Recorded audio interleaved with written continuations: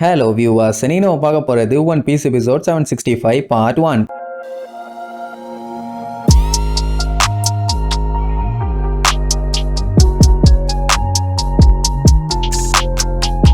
Open பண்ணா போன பாட்டுல ப்ரூக்கு சஞ்சியை காப்பாத்தி ஆகணும்னா பெக்கம்ஸை தான் போய் மீட் பண்ணி ஆகணும்னா அது ஏன் என்னன்னு நமக்கே தெரியும். ஏன்னா பெக்கம்ஸ் பிக் மாமோட ஆளு. ஆக்சுவலா அவன் இவங்க கிட்ட வந்து பேசும்போதே நீங்க எஸ்கேப் ஆயிருங்க, நான் பிக் மாம் கிட்ட பேசிக்கிறேன், நீங்க ஒன்னும் கவலைப்படாதீங்க, பனிஷ்மெண்ட் கொடுத்தா கூட நான் ஏத்துக்கிறேன்னு தான் சொன்னான். ஆனா கூட வந்த கெப்போனு அது எப்படி பிக் மாமோட ஆர்டரை நீ ஒபே பண்ணவா போலான்னு சொல்லி அவன் ஸ்டைல அவன் பாட்டுக்கு பொழந்து கட்டிட்டு நம்ம ஆளுக எல்லாத்தையுமே தூக்கிட்டு போக வேண்டியது. நல்ல வேலை சஞ்சி மத்தவங்க எல்லாத்தையும் காப்பாத்திட்டு அவன் மட்டும் மாட்டிக்கிட்டான். அப்படி எல்லாத்தையும் தூக்கிட்டு போயிருந்தான்னா இந்நேரத்துக்கு பிக் மாம் கூட நம்ம ஆளுக்கு சண்டை போட்டு இருந்திருப்பாங்க. அண்ட் அது மட்டும் இல்லாம இப்போதைக்கு சஞ்சய் போய் மீட் பண்ணி என்ன பிரச்சனை என்னன்னு அவங்கிட்ட கேட்டாதான் எல்லாமே தெளிவா தெரியுமே தவிர இவங்களா எதையும் டிசைடும் பண்ண முடியாது. அதான் ஒரு பிரச்சனை. சரி, அந்த பெக்கம்ஸை தான் கண்டபடி செதைச்சு விட்டாங்களே, அவனால பேச முடியுமான்னு கேட்டா அதுவும் டவுட் தான். நல்லா இருப்பான்னு ஒரு நம்பிக்கையில தான் போறாங்க. அவன் நல்லாகணும் ஒண்ணு, இன்னொன்னு இவங்களுக்கு ஹெல்ப் பண்ணணும். இது ரெண்டுமே நடந்தாதான் இவங்க சஞ்சயை நெருங்க முடியும். இல்லனாலும் நெருங்கிடுவாங்க. அப்படி போனா பெரிய போராட்டமாகும். சோ இப்படி இவங்க பேசிக்கிட்டே போகும்போது ஏதோ ஒண்ணு இவங்களை நெருங்கி வரதை எல்லாருமே ஃபீல் பண்ண ஆரம்பிச்சிருவாங்க. அதுவும் படபடன்னு ரெக்கை அடிச்சுட்டு வருது. என்னடான்னு கேட்டா நம்ம ஊர்ல இது தேனிச்சிங்க,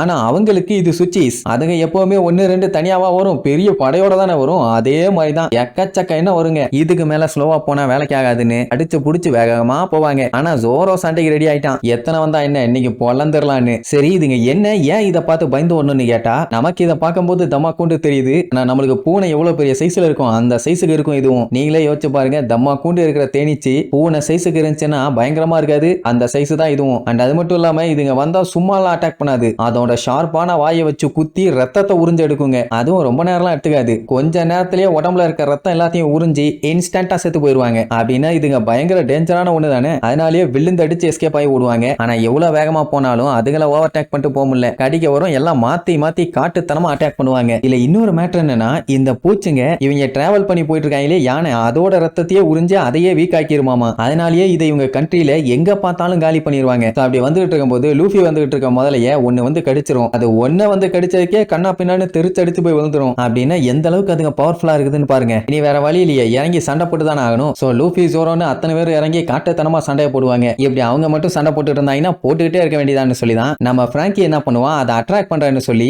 இந்த பக்கமா நின்னுட்டு கண்ணை கவர்ற விதமா பயங்கரமா லைட் அடிப்பான். உடனே என்ன ஆகும்னா அட்ராக்ட் ஆகி இவனை அட்டாக் பண்றதுக்காக வேகமா வரும். சோ இந்த கேப்பை யூஸ் பண்ணி எல்லாத்தையும் ஒரே இடத்துக்கு வர வச்சு காலி பண்ணிடலான்னு நம்ம ப்ரூக்கெல்லாம் சந்தோஷமா போவான். ஏன்னா அவங்கிட்ட தான் பிளட்டே இல்லையே. சோ இப்படி எல்லாம் கொடூரமா சண்டை போட்டுட்டு இருக்கும்போது திடீர்னு லூஃபியோட கையை வந்து உனக்கு கடிச்சிரும். ஐயோன்னு போட்டு கையை உதர்னு பயங்கரமா உதருவான். ஆனாலும் அது போக முடியுது. ஜோரா தான் பிடிச்சு பச்சை திட்டுவான். ஏண்டா அது வீக்கா இருக்குங்கன்னு தெரியுது, அதுக்காண்டி கேஷுவலா சண்டை போடுவியா, கொஞ்சம் உசாரா இருப்பானா. அதுவும் கரெக்ட் தான் சொல்லிட்டு அவனோட ஹாக்கி பவர் யூஸ் பண்ணி கையை ஸ்ட்ராங் ஆகுவான். கடிச்சு அதோட வாயை எடுக்க முடியல, ஒரே அடி வாய் மட்டும் பிச்சுக்கிட்டு போயிடும். அதுக்கப்புறம் ஆளாளுக்கு விடாம சண்டை போட்டுக்கிட்டே இருப்பாங்க. இந்த டைம்ல தான் அவங்க ஒரு பிரச்சனைன்னு வந்தா எந்த அளவுக்கு அலர்ட்டா இருக்காங்கன்னு சொல்லி தெளிவா தெரியும். ஏன்னா இப்படி எல்லாருமே ஒன்னா சேர்ந்து சண்டை போறத பார்க்கும்போது சூப்பரா இருக்கும். அப்படியே ஒரு வழியா அடிச்சு துவச்சு துவம்சம் பண்ணி ஒரு வழியா மொத்தமா காலி பண்ணியாச்சு. பிரச்சனை ஓவர், கிளம்ப வேண்டியதானே. ஆக்சுவலா இந்த சுச்சி சாலை இவங்களுக்கு ரொம்ப ஆபத்து தான். அது எல்லாத்தையுமே இப்படி காலி பண்ணதுக்கு ரொம்ப தேங்க்ஸ் எம்பா. சரி, இன்னும் இங்க இருந்து அந்த கேட் வைப்பர் இடத்துக்கு ரொம்ப தூரம் போகணுமான்னு கேட்டா ஆல்மோஸ்ட் வந்துட்டாங்க. இன்னும் கொஞ்சம் தூரம் தான். அவர் எப்படி இருப்பாரு என்னன்னு சொல்லி நம்ம ஆளுக பார்த்தது இல்ல. ஆனா சாப்பருக்கு கவலையா இருக்கும். ஏன்னா அந்த மனுஷனுக்கு பயங்கரமா அடிபட்டு இருந்துச்சு.